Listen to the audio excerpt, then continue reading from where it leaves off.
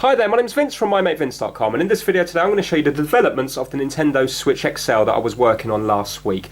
Now it looks very similar to before, but I have actually added more things to it, and now I've got a proper power bank on it to give it battery life for over 4 hours, which is more than what I need. So now the reason I didn't go with a USB powered monitor is because when I looked into it more and more, although they're very energy efficient, which is great because you can have a smaller power bank, the problem is the volume on them, a lot of the time they just have 1 watt or 2 1-watt speakers, so it's not going to really pump out much volume.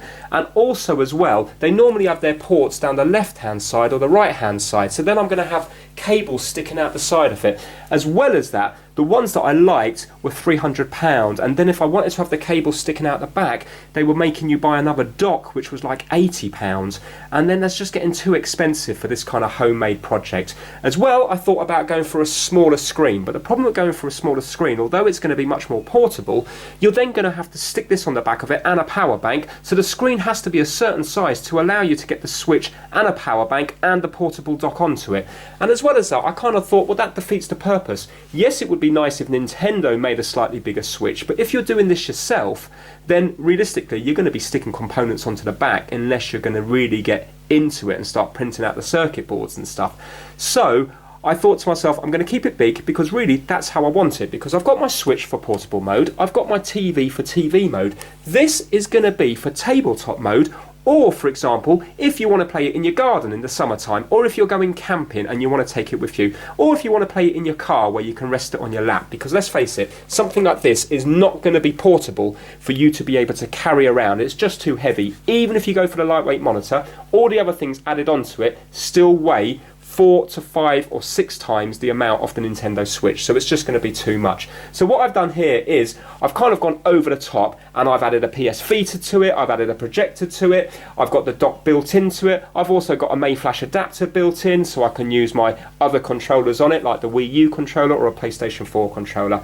So you can just take the bits from this that you like, and then you might think about making something similar yourself, but maybe without these features, or maybe adding other features into it. Right, let me show you the back of it now. It does look over the top, it's very bulky, it's very big, but actually it does the job and it works really well. So if we have a look at the back of this, you can see now it's still a mass of cables and stuff, but I have actually hidden a lot of the cables and the dock and stuff inside the casing of the TV itself, as well as the main flash adapter. So what we have here, we have a very powerful power bank here. This is actually a car starter, so it outputs 12 volts at 10 amps, so that's a serious amount of power coming out of there. So that's the thing powering the TV, and then what I've done is I've actually powered the dock, the little portable dock, which is a fast snail dock. I've powered that just from the USB port on the TV itself. So all my HDMI cables and my USB on the USB-C cables, and also the USB cable feeding the dock, are all actually hidden inside the TV, and I've just got the tails of them coming out to here. And then what I've done is I've got a little PS Vita in here as well, a little PS Vita TV, so PlayStation TV, and then I've got my PlayStation 4 DualShock 4 controller on this bracket down here, which also acts as the stand. And then I've got my projector here if I want to project it up onto the ceiling. So I'm just going to show you it all working. Start with the Nintendo, then I'll move on to the PlayStation TV, and then I'm going to move on to the projector and show you what it looks like if you want up to 100 inches projected for a really big screen. Right, okay, so what we're going to be doing is, let's just put it face down. You can see now I've got this little case here, which is going to put my Switch. So let's open it up. And the good thing about this is I spent very little money on all these components here, so it is just like a DIY job. Obviously you could do this a lot better if you were to design it and put serious money into it. So basically we're getting our Switch and we're just snapping it into there like so, and you can see it's locked into place. And now we can put the cover back on it to give it some protection. We're now going to get the USB-C cable and we're going to plug it in to the port at the bottom, and then you will see that in a few seconds it will come up here. We've now got our Joy-Cons to slide onto the side, and I've gone for the grey ones because I think it suits it a lot better than having the neon red and blue. And now basically we can just use it like you've seen before. So obviously you can do it in handheld mode, but you're going to have it on your lap when you're doing it because just the weight of it is just too much. Also, the Joy-Con rails that I've attached this to, they're screwed and bolted through into the TV. So they are actually going to stay on there. Not if you were to hold it like this, because you wouldn't have the strength to hold it like this anyway. But when it's on your lap, then it's going to work absolutely fine. Now, let me just show you, for example, the PlayStation 4 controller working. So this is the DualShock 4 here. And if you can have a look now, if I turn that one on there, you will see it will sync up. So I've got that built into it. Let me just get the Wii U controller just to show you that one working. Right, so if we turn on the Wii U controller, you can see again that's also working. And of course, if you've got a Pro controller, of course you can use that, because that's just syncing up with the Switch itself. Right, okay, let me show you Mario Kart working with the PlayStation 4 controller, because the idea of this is that this one controller is also going to do the PS TV as well, the PlayStation TV. I just brought these along just to show you that these do work as well, but if you were going to put this into a rucksack, then you would just have the one controller which fits onto the back of it, and this will do both of them. So, or of course you can use your Joy-Cons in handheld mode like this. Right, let me show you a bit of Mario Kart.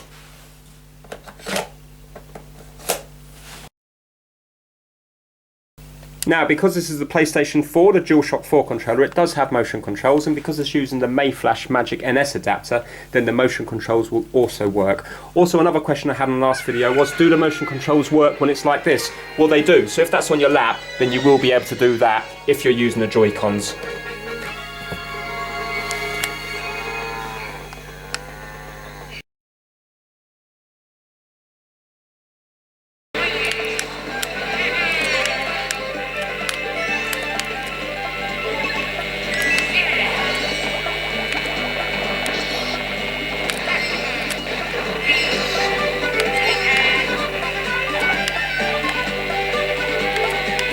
Right, okay, so that's Mario Kart there.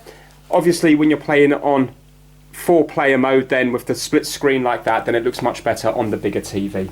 Right, let me show you now the PlayStation Vita. So what I'm going to do is I'm going to move it over to input HDMI 2.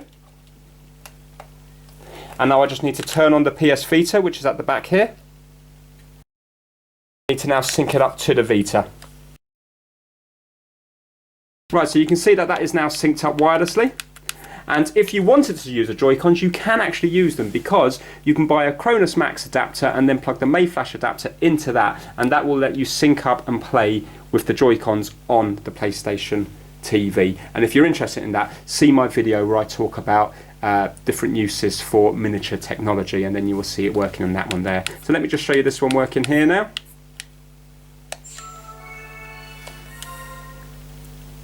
So this is Nidhogg. And remember now, this is totally wireless, so there's no power cables or anything connecting this up, so you can play this one anywhere in the world now. And having the battery life for over 4 hours is really useful, and as well as that, it's going to be charging up your Nintendo Switch at the same time as well. So then afterwards you'll be able to take your Nintendo Switch out, and then it should be at 100% charge.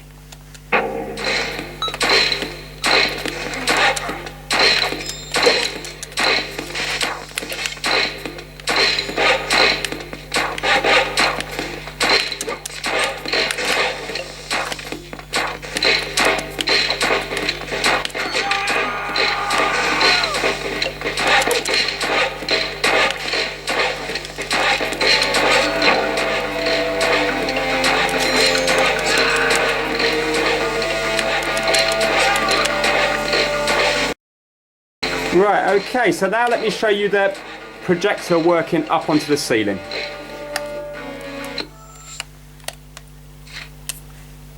Now, to get the projector working, we're just going to have to take the HDMI from the TV here and plug it into the projector. So, we're taking it out of this one here, because to begin with, we're just going to use the PlayStation TV, and we're plugging it into here. So now it's coming out of the PlayStation TV and just going straight into the projector. We're going to turn it on, and then we're going to point it up at the ceiling, and then we could have, in theory, up to a 100-inch screen, depending on how far away your ceiling is. Now with this here, it's got a battery built into it. It's got a 2-hour battery built in, so I'm just running off the internal battery. If you wanted to, you could power it from the power bank as well. So now if we were to put it up on the screen there, you can see up on the ceiling, you can see it's up there. So let me get it the right way round and then turn the lights off.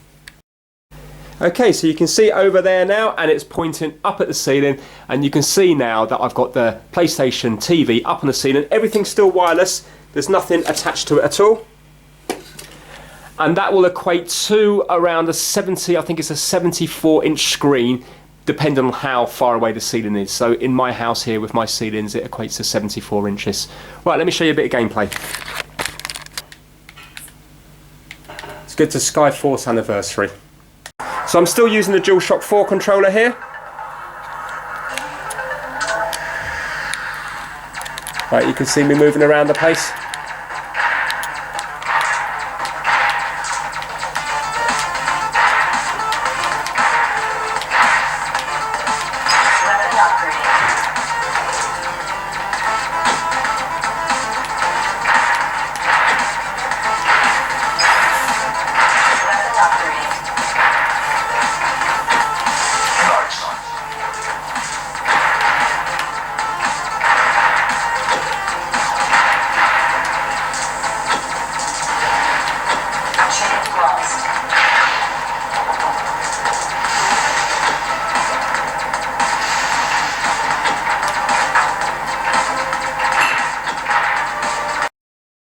Now let me show you a bit of the Nintendo Switch up on the ceiling.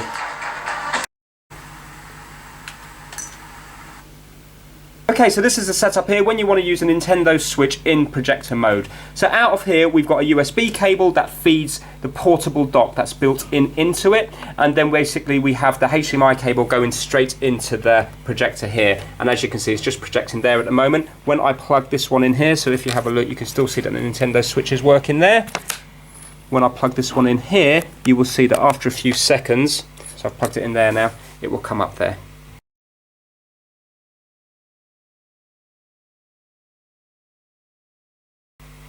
There we go. Right, let's pop it up onto the ceiling, and then we can see what it looks like.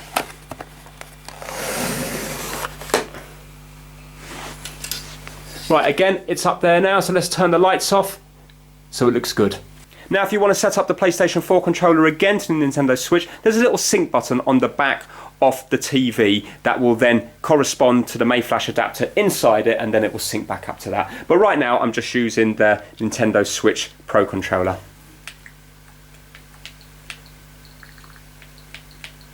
Right, let's do a bit of Mantis burn racing.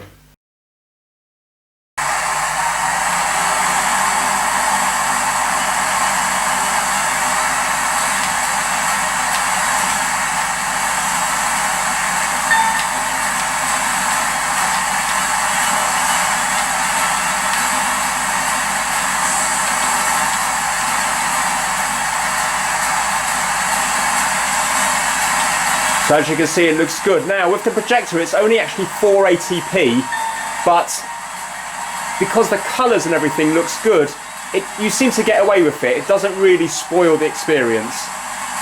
Now remember, when you plug it in via the dock, when it's into that TV, then the dock will output 1080p. So if you do have a 1080p monitor or TV, then even in handheld mode, you will be getting the full 1080p at 60 frames per second. Quickly show you the handheld mode. Okay, so you can see now I've got it in handheld mode, still nothing attached to it, and let's play a little bit off Rockin' Racing Off-Road DX.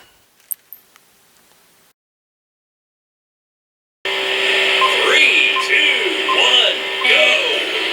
1, go! Right, so I'm the black one at the back.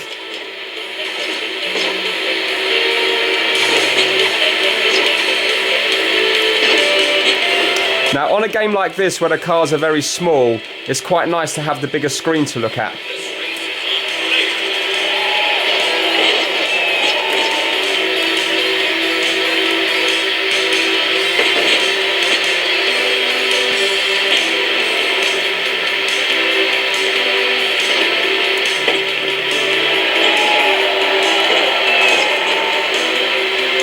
Right, there we go. I just wanted to get to first place.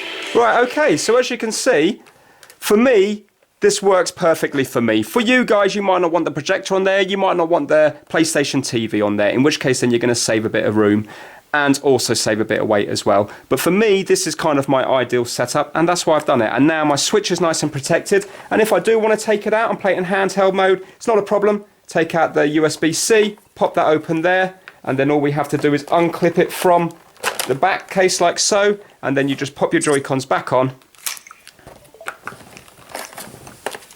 and now you can continue using it in handheld mode. So obviously this is perfect for the train and where you're going to be anywhere in public, because let's face it, if you took this on the train, you're going to look a bit of an idiot playing with that. But when you're in the privacy of your own home or in the car or camping, then this will work absolutely fine. And then for the rest of the time, you've got this. And obviously then when you're in your home and you want to play it on the bigger screen, you're going to use your TV. So I really do think that there would be a market for something like this if it was all set up and done properly.